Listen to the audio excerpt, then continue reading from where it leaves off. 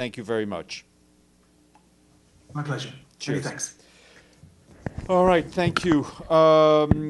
Just to note, programming note, tomorrow at 1:15, there'll be an in-person briefing by Reem Al-Salam, the Special Rapporteur of Violence Against Women and Girls, its causes and consequences, following her presentation to the third committee. As you heard earlier today, the Secretary General welcomed the announcement last night of an agreement to secure a ceasefire and a hostage deal in Gaza based on the plan presented by President Donald Trump.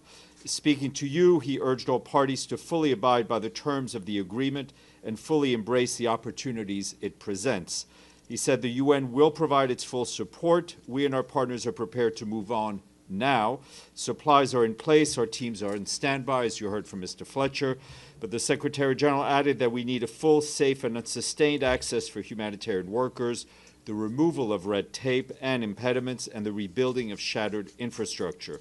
The Secretary General urged all to seize this momentous opportunity to establish a credible political path forward. And just to stay on Gaza, just a bit more numbers from our humanitarian colleagues who are finalizing the preparations as soon as conditions allow. The UN's 2720 mechanism secured clearance from Israeli authorities for about 170,000 metric tons of food, health, and nutrition supplies, as well as shelter items and other critical aid. That's all in our pipeline. These supplies are currently in the region, mainly in Israel, also in the West Bank, in Jordan, Egypt, and Cyprus, and they're all ready to be shipped to Gaza as soon as partners submit more supplies for approvals. OCHA tells us that the humanitarian community's initial response plan for the first 60 days of the ceasefire prioritizes the restoration of community-based and household-level distributions and services, which is a proven way to reach the most vulnerable. Partners are set to increase support for local food production, malnutrition, screening and treatment, the restoration of essential health services, repair for the decimated water grid, and a massive surge in emergency shelter provision, among other things. Just to note that our Deputy Secretary General, as you know, is in Belgium, where she's attending the second edition of the Global Gateway Forum in Brussels. She's doing that on behalf of the Secretary General. In her remarks to the meeting, she highlighted the strong partnership between the UN and the European Union, delivering on humanitarian response, climate action, and the protection of human rights. With only 5 years remaining on the 2030 SDG clock, she underscored the potential of the Global Gateway to accelerate SDG implementation on the ground. To keep delivering at scale, Ms. Mohammed emphasized the urgency of closing the $4.2 trillion annual SDG funding gap, scaling up climate action to limit strong warnings to below 1.5 degrees Celsius, and upholding the rule of law and territorial integrity in Europe and everywhere.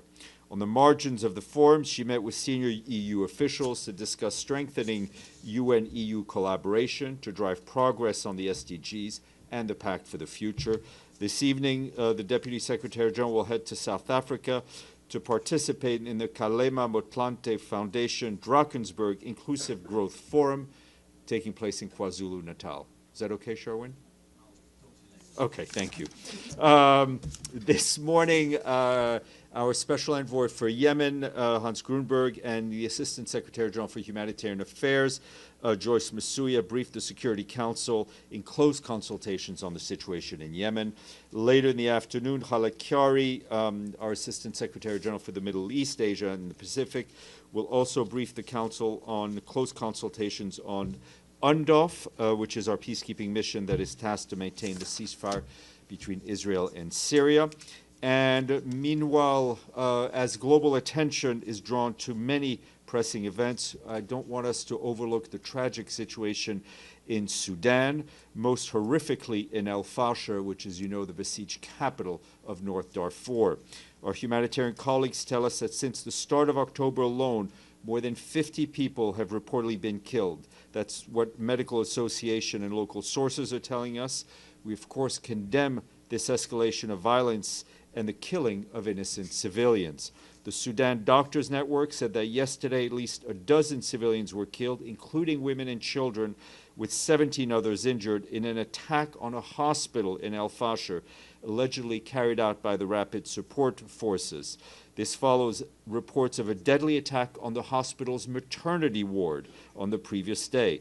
The people of El Fasher are trapped, terrified, and cut off from aid, and their last lifeline for medical care is under threat. It goes without saying that the targeting of hospitals is to be condemned and never acceptable. We're also alarmed by reports of a deadly attack that happened yesterday on a mosque where families in El Fasher had sought shelter. More than a dozen people were reportedly killed, and if you'll recall, last month, the mosque came under attack in which 70 people were killed. Humanitarian law is clear. It demands the protections of religious sites and those who worship in those sites. Meanwhile, we and our partners remain committed to supporting the people of El Fasher and all those impacted by the conflict across Sudan. However, humanitarians need rapid, safe, sustained, and unimpeded access, and civilians, including frontline responders, must be protected. An immediate humanitarian pause in and around El Fasher is urgently needed.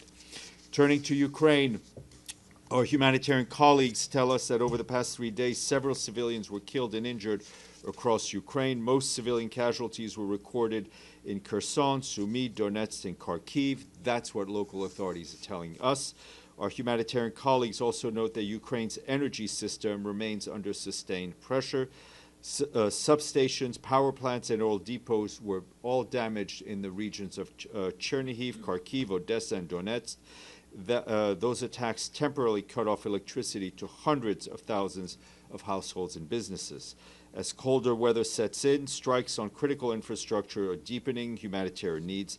Despite growing challenges, we, along with our humanitarian partners, are continuing to support the response. The first half of this year, our health partners provided essential care to nearly 1 million people, while food and livelihood programs supported over 1.1 million displaced and vulnerable families across Ukraine. And turning to Haiti, our friends at the UN Children's Fund tell us that the number of children displaced by violence in Haiti has almost doubled in the past year.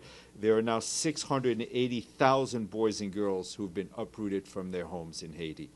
Overall, as we mentioned here before, more than 1.3 million people are currently displaced in the country. UNICEF's Child Alert adds that about a third of the 246 displacement sites nationwide lack basic protection infrastructure, leaving children, women at heightened risks of violence, exploitation, and abuse. Schools often double as shelter, furthering disrupting education for nearly 500,000 students. UNICEF is calling for urgent international support to scale up assistance protection for displaced children. The agency's appeal for Haiti remains severely underfunded, as we've been telling you. And today, the LC Initiative Fund for Uniformed Women in Peace Operations launched its 4th programming round with a new call for proposals to advance inclusive peacekeeping. The LC Initiative was set up in 2019 to promote women's meaningful participation and to implement gender-responsive approaches to peacekeeping. Hosted by UN Women, today's event brought together senior UN colleagues, member states, partners, donors, and highlighted the results from projects supported by the fund in Senegal, Uruguay, and other places. Applicants to this new round of proposals include troop and police contributing countries, UN entities that wish to apply for funding to implement or plan barrier assessments, institutional reform, or the deployment of gender-strong units. And today is, besides Thursday, it is World Post Day. Grab a postcard and send it to a loved one. In his message, the Secretary General said that today and every day we thank the 4.6 million postal workers around the world, and we recommit to supporting a strong, sustainable postal service for communities around the world. Ms. Fasulo.